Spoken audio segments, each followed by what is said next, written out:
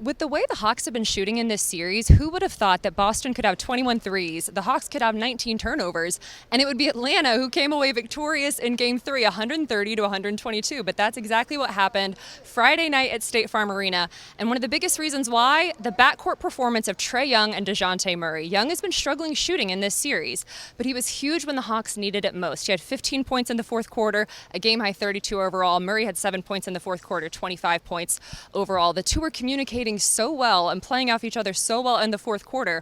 Hawks coach Quinn Snyder had some high praise for those two and said at one point he thought to himself, should I just be quiet? Because these two are playing off each other so perfectly.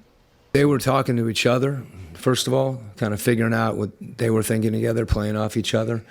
And I think you saw it in some of the execution, in the fourth quarter where they're, at one point I was like, I should just be quiet and let them go ahead and handle it. Because they were, usually when that's happening as a coach, if you feel that, and you respect those guys and they are communicating like that, and if they're on the same page, people will play off them. That's the thing about it, I don't want to talk about Boston too much, but, I look at Jason and Jalen a lot.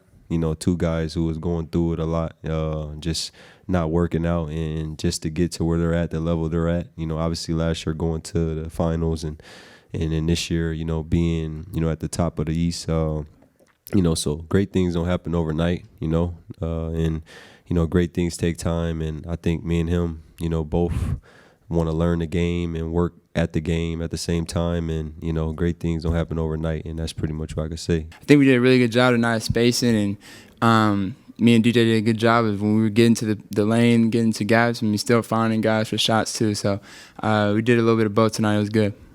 Another big reason the Hawks took Game 3 was the production of the bench unit. Jalen Johnson, Onyeka Okongwu, Saddiq Bey, Bogdan Bogdanovic, those guys combined for 44 points. And there not being much drop-off when the starters were off the floor was a huge reason why Atlanta now only trails Boston 2-1 in this first-round playoff series. Game 4 will be Sunday at State Farm Arena. All right, everybody, let's bring in our Hawks beat writer, Lauren Williams. Lauren, down to in this series, you and I have been talking about how much the Hawks needed an injection of life. Man, they got it. In your eyes, what are the biggest reasons why? Honestly, I think they fed off of the home crowd. They're back in State Farm Arena. They got a chance to, as I mentioned in the video prior to this one when we were previewing what we've been doing a lot of these constant coverage in one of our prior videos. Exactly. Previewing today's game, Friday's game, I don't know what day of the week it is, but they know what this crowd is going to give them. They know what this arena is going to give them, and they were able to feed off of that. We had the six-man section saying that they did not claim Malcolm Brogdon, who kind of trash talked them a little bit before the game at his shoot-around for Boston. So I think that the fans were able to the players were able to just really feed off of that energy, and we saw really good things from it. You could tell that they were really trying to play for this crowd.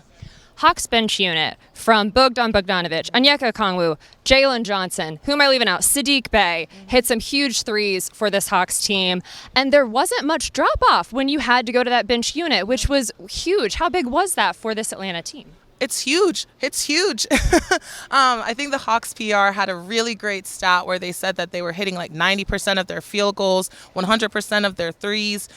So when you have a bench unit, that's what you need. We talk about energy. They really gave that to them, especially Saddiq with some interesting plays, including a three-pointer from DeAndre Hunter off of a tripped pass from Saddiq. So it just seems like this team has a really good bench unit that's finding its footing, really starting to play connected basketball, and that's what you need for this Hawks team, especially when guys like Trae and DJ go to the bench. Trae Young had been shooting 35% from the field, 23% from three across games 1 and 2. Game high in scoring tonight. What was different about tonight's Trae Young? Tonight's Trae Young was just hitting all the shots, making all the right reads, finding his teammates for much-needed baskets at the right moments. And I think that also the biggest key was that he did not play in traffic. that often. There are a couple plays where we saw Trey dribble down low and get swallowed up by the Boston defense, but it didn't happen nearly as often as it did in game 2. So I think if we can see Trey continue to grow from that, continue to make the right reads, and Quinn Snyder credited him and DeJounte Murray for their leadership, their communication. So I think we need to see more of that moving forward from this team to have success. Quinn Snyder also praised Atlanta's spacing, which was huge for this win. Lauren, thank you so much for joining me. Thanks to all of you for watching. Make sure you go to ajc.com or subscribe to our YouTube channel to find more videos just like this one.